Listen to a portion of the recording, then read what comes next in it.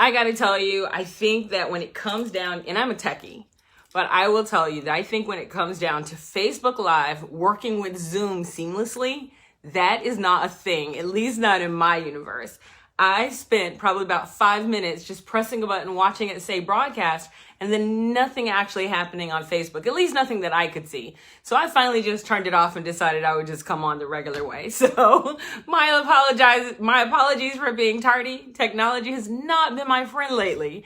Anyway, if you're an entrepreneur, if you are in thinking about being an entrepreneur, if you have any of this mindset, and even if you're not an entrepreneur, but if you have that entrepreneurial mindset and you're like, I am ready to get in there and change the game. 2 things I'm going to tell you right now. Number 1, grab a pen and paper. You're going to want it. Number 2, tell everybody to come and watch this, because let me tell you, it's not often that something that I do or something happens, I might change the game for others, but it's rare that something comes in and changes the game for me, right? This is one of those moments that it changed the game for me. So what I'd love you to do is go grab a pen and paper. If you know someone that you think should hear this message today about taking their game to the next level, this is that particular live stream and message today. This is that message. Now, if you're an entrepreneur, you've heard these words. You've heard these words said to you. Maybe you're not ready to be an entrepreneur. You gave up a well-paying job to do this. You've heard that, right? You've probably even heard, are you sure you really have what it takes? I mean, it's not just about being smart. There's a whole lot more behind being an entrepreneur than just that. How much more time are you going to waste on this idea? Clearly it's not working. Or isn't it time you do something different? I'm sure you've heard those things. I mean, if you've heard those things, let me know in some way, shape, or form. Write yes or something in the comments if you've heard those things, because I know that I heard them more than a couple of times, and I've been a successful entrepreneur and I've heard those. Hey, what's up, Stevie? So all of those questions asked, the only one that actually matters is the last one. That's the only one that matters. And I'm going to go back just to remind you what the last one was. Isn't it time to do something different? That is the only one that matters. And that's what we're going to talk about today. So just in case you guys are wondering who I am, like who's the crazy girl with the wet curly hair? Because yeah, it's wet today. Who's the crazy girl with the wet curly hair? My name is Dawnna St. Louis. I am CEO of highprofitzone.com. And basically what we do is we deliver people financial freedom from corporate colonization. And we use a very specific blueprint and methodology that just works. You got to follow it, but it works. Basically, we help smart people use their brilliance to build a successful business. That's simple. That's what we do. So it's time to up level your game. And I literally mean up level your game. And this all has to do with, by the way, how you deliver, how you decide to identify your customers. It all starts right here with you. If you are running your own business, you know, they always say the buck stops here. Well, it also starts there. This is the core of your business. And I will tell you, I did this exercise recently, and y'all already know I'm already pretty out there, but I did this exercise recently, and let me tell you, the change that it made. And this is something that I already had. This was already a part of my repertoire, but I always go back through my book. I always go back through my stuff and I re-up things. So this was already a part of that I already had. But now it really just caused me to take things to the next level. So we're talking about upping your game. And when I did this exercise, it changed everything. So take a second right now, get a pen and paper, make sure you have it in your hand, make sure you share this right now, like with a whole bunch of people, because this is the thing. When they see the change in you, I want to make sure you have this saved so that way, and I'm not kidding, have this saved so that way when people start asking questions, you go, just go watch the video and now you'll understand what had happened was. Like literally go do this. All right. So one more time, my name is Dawnna St. Louis. I am CEO of highprofitzone.com. So if you want to know more about that, go to highprofitzone.com. We have a retreat coming up January 9th through the 13th. I think there's only 2 spots left in it. And it's for people who are already experts in what they do. They're already making some money, but they're like, no, I need to take it up a notch. That's for them. So we got that out of the way. Housekeeping is out of the way. I like stalled my ass off. So you guys go get pen and paper because I never stall this much. Anyway, let's do this. So I did this with my coach. We had a lot of fun doing it. And let me tell you, it really worked. It is 5 steps. So yes, get pen and paper because I'm not writing them down. Maybe if my boy Rudy or one of y'all can hook me up and I have an emotional support person. So you know how to have little dogs with little vests on? I have emotional support people that go with me places. Some people call them admins. I don't call them that. Anyway, usually Rudy is on here. So maybe somebody will write down the steps as we do them. So let's talk about step 1. So step 1 is this. I want you to be a little, not self-deprecating, be a little like, what is the opposite of it? It's not self-deprecating. It's not arrogant either. But I want you to look in the mirror and I want you to recognize yourself as a badass. And if that's too hard for you, I want you to stand outside of yourself and I want you to give the other person that you're looking at, I want them to give you a chance to be a badass. I want you to recognize your badassedness right now. That is the opposite of self-deprecation in my book today. So if you were your biggest fan right now, here's step 1. If you were your biggest fan right now, how would you describe yourself? And if it's not you, how does your audience describe you? Type in some of the words. So first of all, if somebody will do me the favor, oh wait, maybe I can do it. Let's see. I wonder if I can actually type on my own live stream. It'll probably say, no, stop being egotistical. You can't type on your own live stream. I can. Okay, I'm going to type it in. So here's step 1. Damn it. Oh, but you know what I can't do? I can't comment on my live stream. That's funny. Okay, so I can't comment on my live stream. Okay, so step 1 is to do this. Write down how your fans would describe you. And what I'd really love for you to do is write down for yourself, like, how would they describe you? Seriously, don't sit here and be like, oh, like humble or whatever. No, be a little egotistical. What would it be? Authentic, right? When I did this, the words that came up were authentic. People always think you're really real. Engaging, a little audacious, real. They always felt like I was talking to them, like we were the only 2 people in the room. There was in the word that someone used recently, and I'm trying to remember it. Passionate. Thank you, Stevie. Passionate. That was the other one. So how would you describe yourself? How would your fans describe you? And just type a couple of them in there. I'd love to know what your fans think. Okay, so we got that part out of the way. That was pretty easy. Now, here is step 2. Step 2 takes a little bit of self-reflection. So Julie said, inspiring, brave, real, funny, authentic, resilient. Oh my God, resilient. That is a fantastic word for you, Julie. So of all those words that you come up with, you get to pick one, but don't pick it yet. You're going to find out when, but don't pick it yet. But think about it because you're only going to pick one. So here's step 2. Now this is a good part. And if you're like, well, I don't have any of those, well, you're not trying hard enough. Hey, I like yours too, Stevie. So Stevie put inspiring, compassionate, caring, intentional, down to earth, approachable, funny. See, I'm never described as approachable. Junior put high energy, super engaging, fun to hear, inspiring, resilient, personable. Okay, these are great words. But did you guys notice that there are some repeats, right? Like there are some repeats. Engaging, authentic, fun, right? We're going to talk about that in a second. Okay, here's step 2. Step 2. How would your haters describe you if they were telling the truth? How would your haters describe you if you were telling the truth? This is one of the most fun competitive analysis moments that any brand can do. So if your haters were describing you and they were telling the truth, what would they say? I know it's not fun, not fair, not even nice, but that's fine.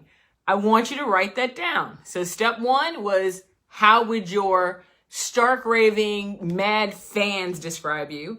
And step two was, how would your haters describe you if they were telling the truth?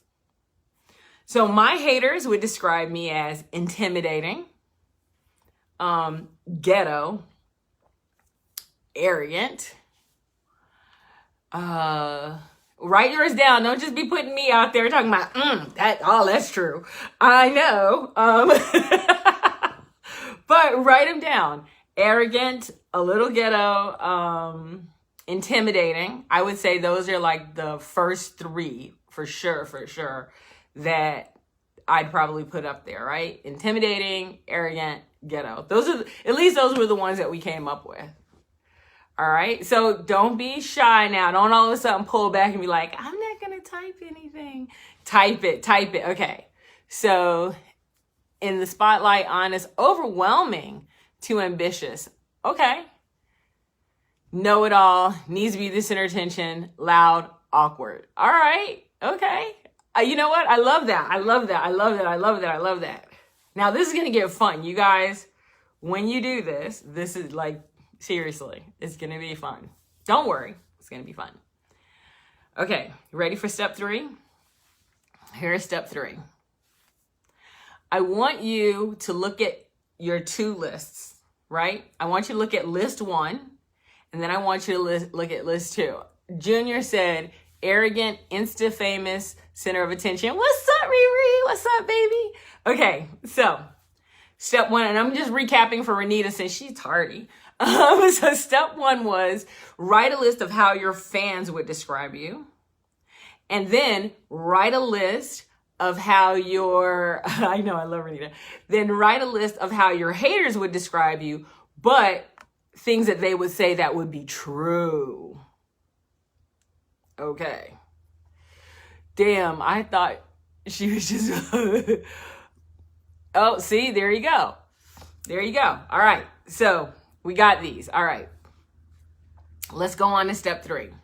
I want you to look at your first list, especially, and I want you to identify the things on your first list that most of your competitors and even your non-competitors, but people in your industry that, no, you're fine, Lisa, never, honey, too much for me, for real, no. I want you to throw away, here's step 3, and I got to do this right for Stevie, so I apologize, Stevie, because she's doing notes for me. So number 3, I want you to throw away how others can be described. This is part 1 of step 3. So look at that first list. Now, a lot of people put, engaging. If you're a speaker, how many people can be described as engaging? Like, how many people right now, if you went to a speaker website, how many times would you see the word engaging? You would see it 10 times if you search for 10 speakers. Like, no, duh, right? We see it all the time. I'm going to go back to my list. So engaging all the time. A lot of speakers say they're authentic. Okay. They say they're real, they're energetic, motivational, inspiring, all those things that other people can most likely be described as funny. Oh, they're funny. They're humorous, engaging, authentic, fun. They give you real information. It's content rich, smart. All of the ones that other people can describe about themselves as well. Cross those off. Cross them off. The one that I kept, did I keep any from that? Authentic, engaging, audacious. I kept audacious. That was the only one on my list. Everything else got crossed off. So step 3, go to that first happy list and cross off something that everybody can say about everybody else, right? Then you're going to do the same thing, but for the second list. Now, the second list is a tiny bit different because what I really want you to do on that second list is, what are the things on the second list that they're true, right? We're already established that. They're true, but you can probably spin them to make them a positive, right? So the first part of that one is cross off the stuff that everybody can be identified at. And then the second part of part 3 is I really want you to take a look at that second list. And which part do you go, you know what? I am a little arrogant. I am a little ghetto. I own that, right? That's cool. I'm a little arrogant. I'm a little ghetto. That's fine. And how do I spin those? I'm cocky. I'll take that. I'll take that every day, twice on Sunday. Yeah, I'm a little cocky. And instead of saying ghetto, I'm going to say I'm a little bougetto, right? So for y'all who don't know who bougetto is, what bougetto is a combination between bougie and ghetto. So for example, I would spell the word chitterlings, chitterlings, but I know that the way you pronounce it is chitlins because I'm from the South. I'm the type of person who would wear Louboutin shoes and a multi-$1,000, tens of $1,000s an outfit, and then I would stop killing me, Regina. And then I would open my Louboutin clutch and I'll pull out my hot sauce, and not Tabasco sauce, because Tabasco sauce is for the suburbs. I would have my Louisiana hot sauce in my bag. What else? I am the type of person that would give a full dissertation in perfect scholarly English, and then when someone agreed with me, go, yes, queen. So it is the juxtaposition of oneself by really accepting both sides of who you are. I'm well educated. I come from the hood. I never let go of my roots, so I know who I am. And they all come on stage with me. All my personalities, all of them. And so that's bougetto. So I'm not going to say I'm ghetto. She goes, if it works for Beyonce, it's fine for the rest of us. It surely is. So I'm the same person who would take those same Louboutin shoes and get off stage. And if I saw a whole bunch of people, they were like folding up chairs and stuff, I'd pop those shoes off. I'd rip the feet off my stockings if I was wearing them. I don't wear them anymore. But I'd pop their feet off my stockings and I would go around and I would fold up chairs too, like it was nothing. That's just how I roll. And then if somebody took my shoes, I would track them down in the hallway. See? Bougetto. So that kind of describes it for you, right? But I own it. Right? I'm like, you know what? I am a little cocky. I am a little ghetto, and that's okay. So I want you to look at yours, and I want you to recognize what is it in the negative list, the things that your haters hate about you, that you're like, okay, and like that you can own, right? Kept personal spin-offs, bold, eye-catching, social media guru. Okay. Okay, what else are you guys keeping? Let me know what you're keeping. I love it. Yes, own it. Yes, queen. Okay, what else? Tell me what you guys kept from your negative list that you feel like you could spin a little bit, right? What did you keep from your negative list that you're like, you know what?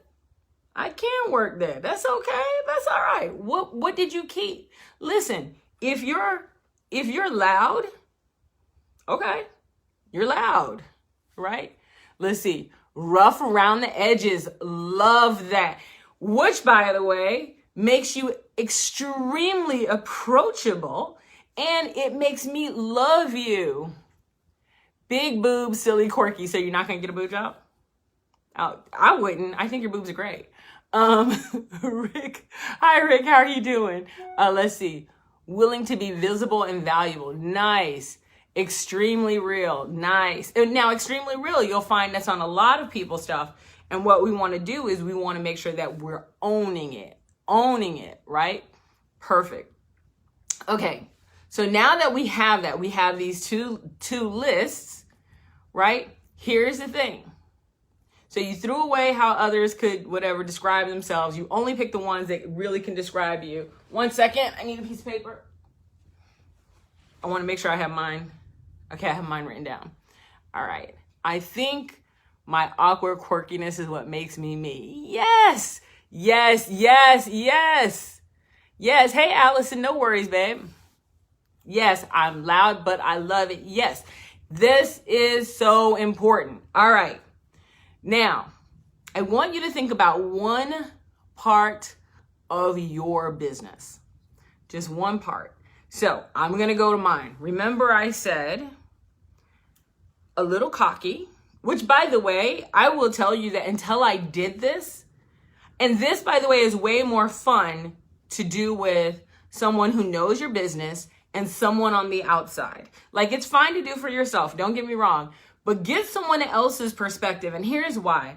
Because I would have never put the word arrogant on there, because I know that in my heart, I'm not an arrogant person at all. I am really not arrogant. But when someone said cocky and arrogant, I was like, and it wasn't one of those things where you're allowed to argue it. This is someone else's perspective. So it's a lot of fun when you really, first of all, get a little bit of thick skin and then let somebody actually tell you and say, you know, I think sometimes you come off a little, whatever, ignorant or not well spoken or arrogant or, you know, clumsy or whatever it is that they come up with. These are not things that are up for debate. By the way, this is not one of those things where you go, oh, no, you didn't. No, this is one of those things that go, okay, how do I own that? and so you got to have thick skin. So you got to be ready for this. And it has to be with someone that you trust. Okay, because if these are the things about you and your fans are saying them and your haters are saying them and it's true, then own it. And just go, you know what? Maybe I am quirky. Maybe I am a little clumsy. Maybe I am a little ghetto. Maybe I am, right? Maybe I am. All of those things. Now, let's go to the next part. This is step 4. I want you to dissect a part of your business. And when you dissect a part of that business, I want you to ask yourself this. So step 4 is dissect a part of your business and ask yourself how your competitors would do it. Let me fix the lighting here. Okay. Ask yourself how your competitors would do it. Okay. So let me give you an example. So I sat there and I started thinking about my speeches, right? Easiest thing for me to think about because I give a lot of them.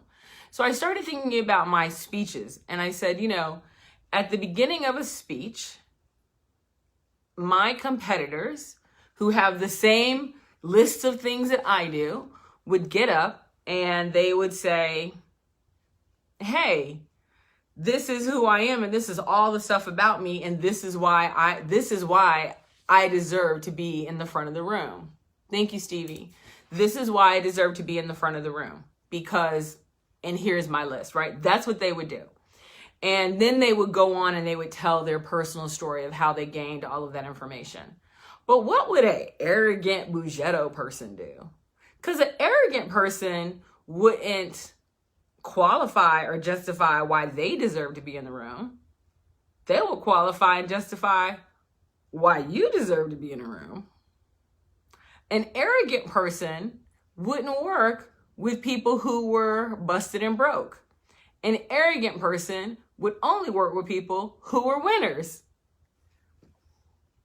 So then it made me start thinking, well, maybe the reason my haters hate me is because they're not winners. And maybe what I really should be saying is that I only work with winners. I know this sounds so silly right now, but it really did change how I started communicating everything. It changed my ideal client. So I'll tell you how this played off. So I started with a speech and I said, normally people would go up and they'd say, hey, you know, they'd have their introduction and they would probably say something like, yeah, so I built a $250 million business that I founded and sold. And this was after I lived in my car for a while because I was a homeless teenager. And you know what? I did all of that and I didn't even go to college until I was 40 well, I graduated from college when I was 40 years old. I finally got my degree. And so that's why I'm here in front of you, because I have this blueprint and this blueprint works.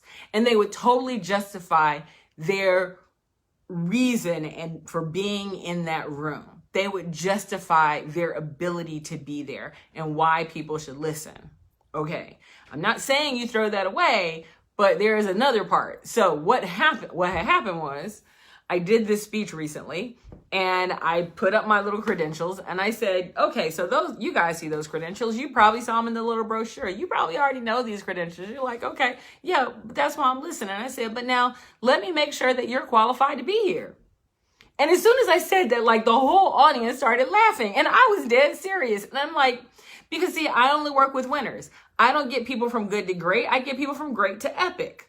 And I'm like, and quite honestly, if you accidentally stumbled in here because you're not a winner and, you know, you don't even know how you got in this room, then what I'm going to do is I'm going to have some of my other winners just raise your hand and my winners will help you make your way to the door so you don't have to sit through this, because this is going to be hard for you to take, and I really don't want you to get injured. We're looking out for our insurance regulations. So what I'm going to need you to do is, if you're in the room, then you know you're a winner already, because I only work with winners, and I help winners get from great to epic, good to great. You can find that in a book. So I said all this right at the beginning of my speech, and not only did it change the tone of the speech, it changed the mindset of every person that was in that room, because suddenly I had a whole bunch of people in the room that was like, damn right, I'm a winner. That's why I'm in here. Like, everyone changed.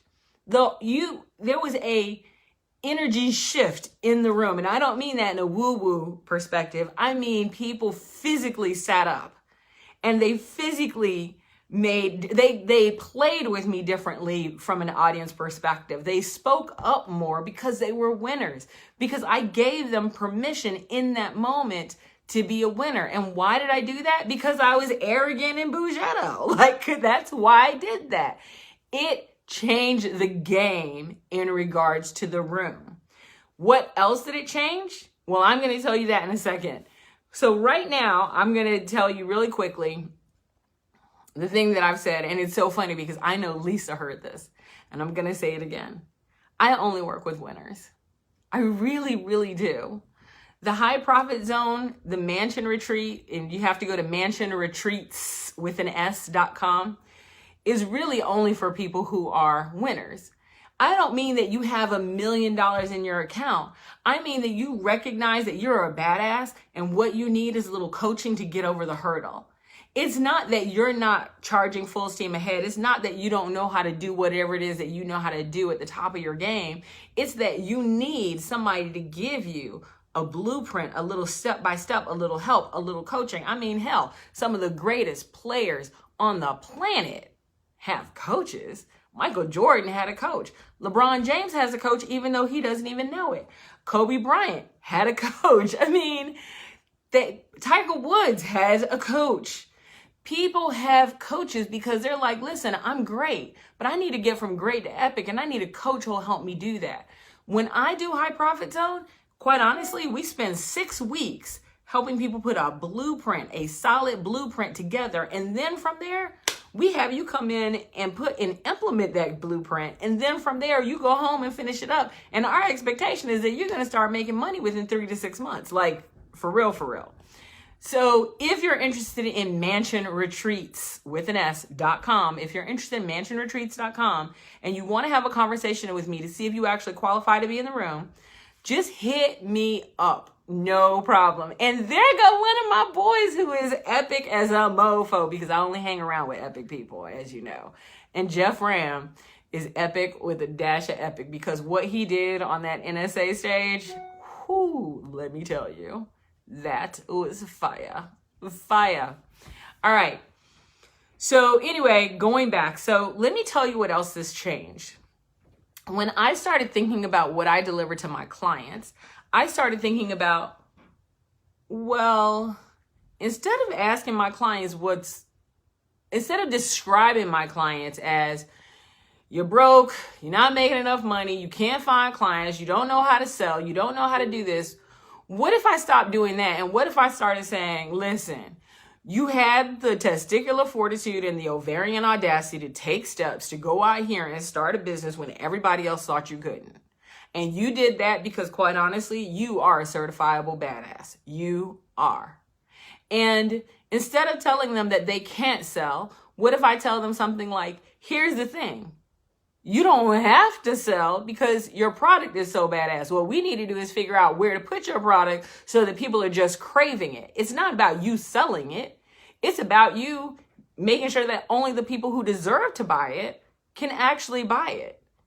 And we'll do that by making sure your pricing is on point, by making sure your product is on point, that the promotions that you do only target the winners. In other words, we're going to turn you into a Bentley. Not everybody can get in a Bentley.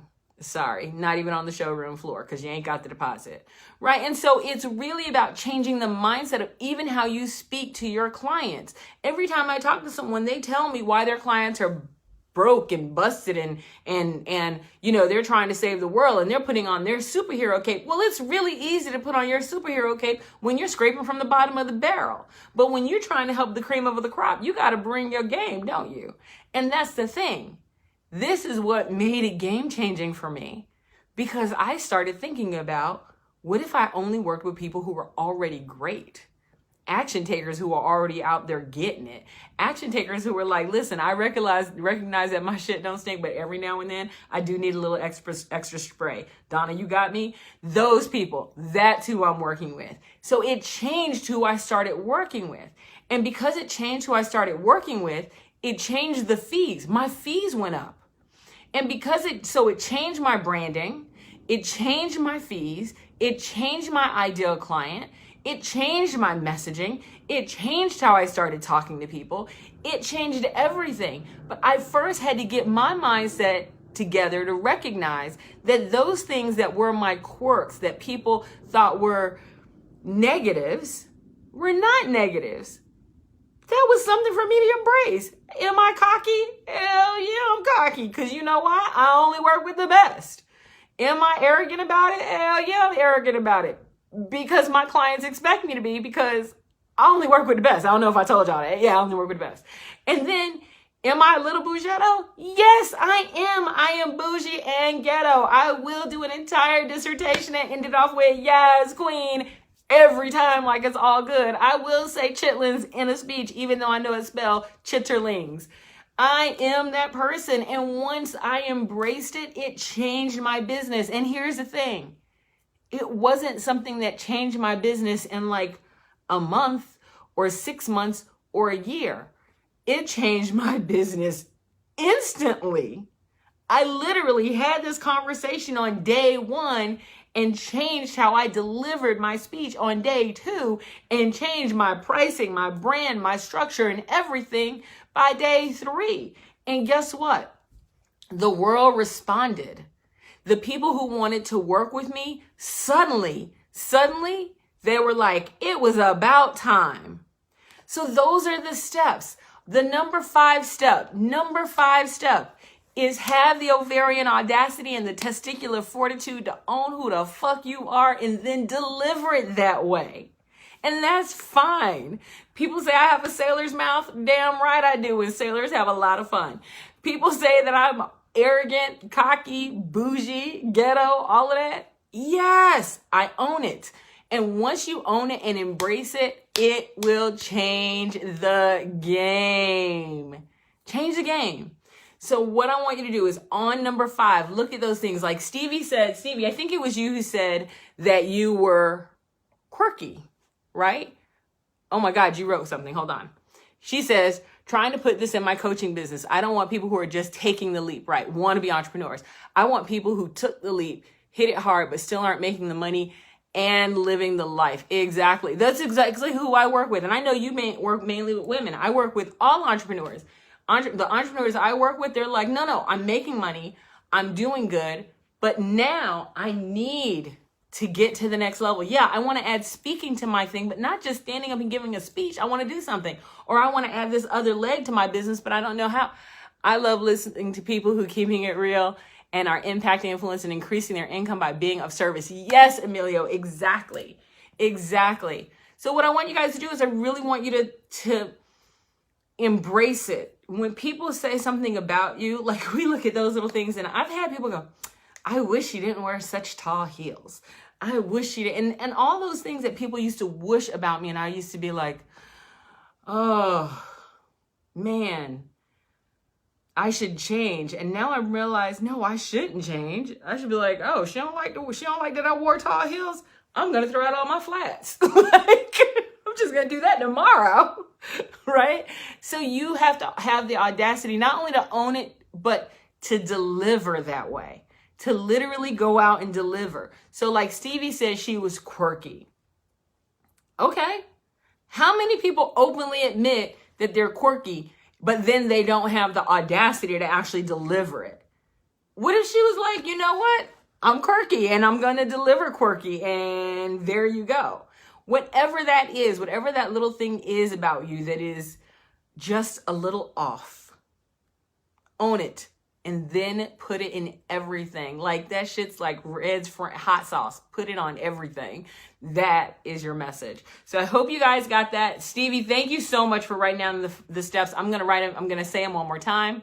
Here are the 5 steps. How would your fans describe you?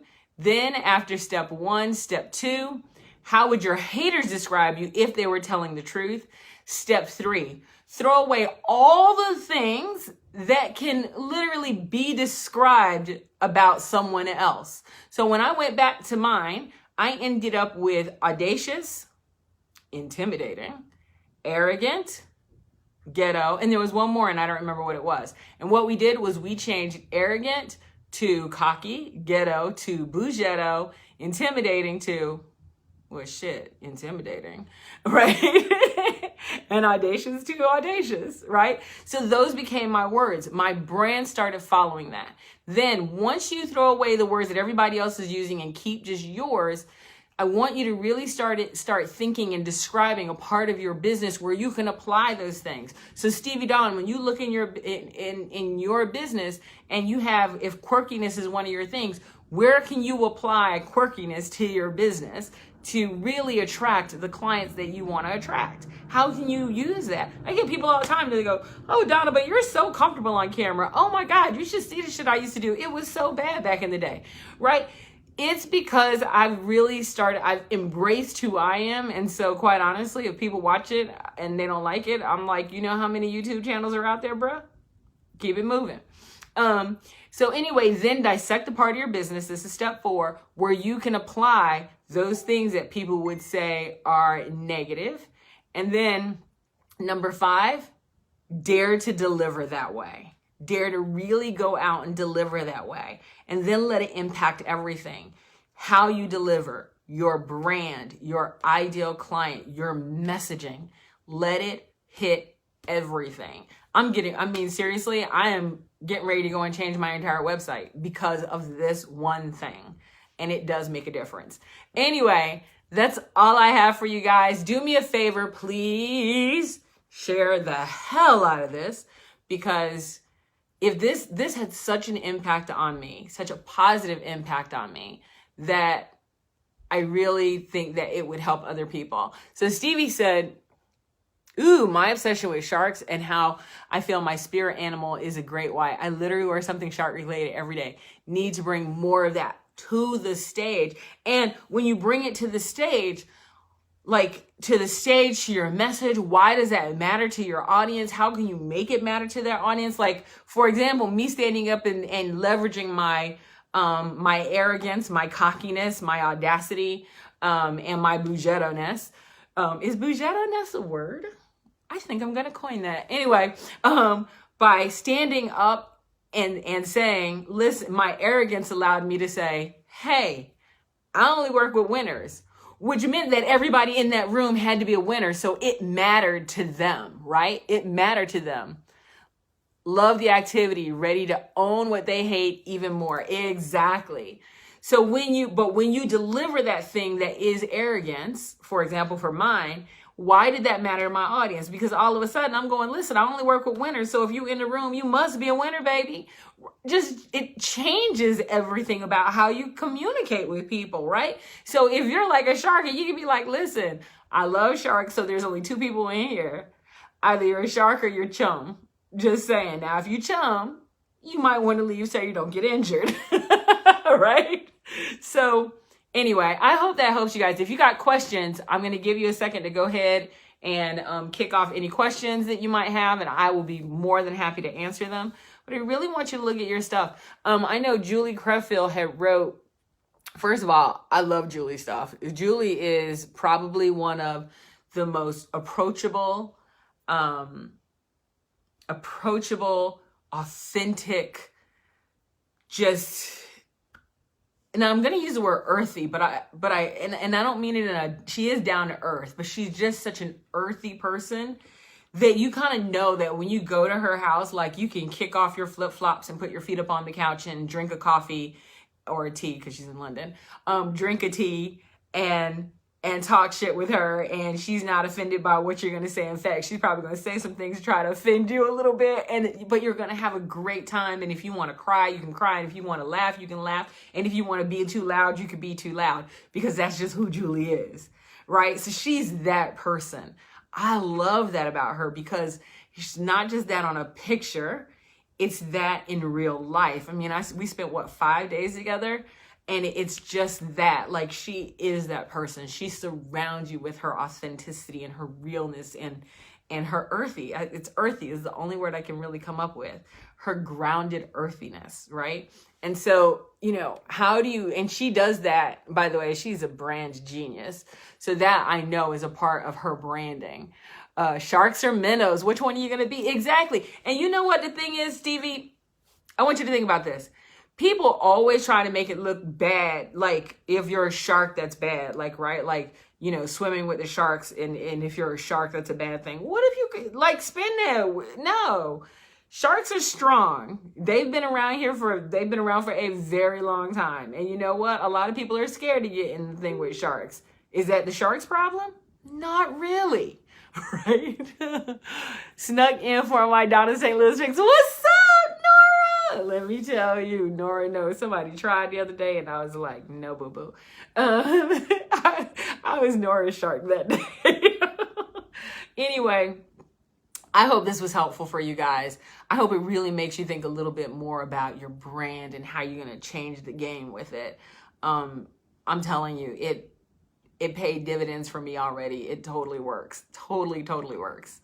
Anyway, if you guys have any questions, comments, if you want to know more about mansion retreats, if you're like, you know what? No, for real though, I do need to get my business to the next level. Like, I really need to level it up. Then check out mansionretreats.com and set up a time to talk to me. Believe it or not, I don't bite through the phone because you would have to pay extra for that. So that's a charge. But if you really want to know more about mansion retreats, you're welcome, love. You're welcome, Stevie. Or you know someone who needs to up level their, if something's stuck. And I don't want you to think that this is for people who's broken, because it's not, because I don't work with people who ain't got their shit together. But if you're like, I'm doing this and I've been grinding and I've been doing the grind for a while, but now I really want to up level my game so I'm not grinding so hard. I'm not saying you won't have to grind a little bit, because we got to put things in order. But once we create that alignment and clarity, that grind starts really dissipating. If you think that's you, or you know somebody who needs that, give me a holla. And then maybe one day when you grow up, you'll be just like Jeff Ram. Anyway, I'll talk to you guys later. Mansion Retreats, and I'll put the link up at top in the description, mansionretreats.com.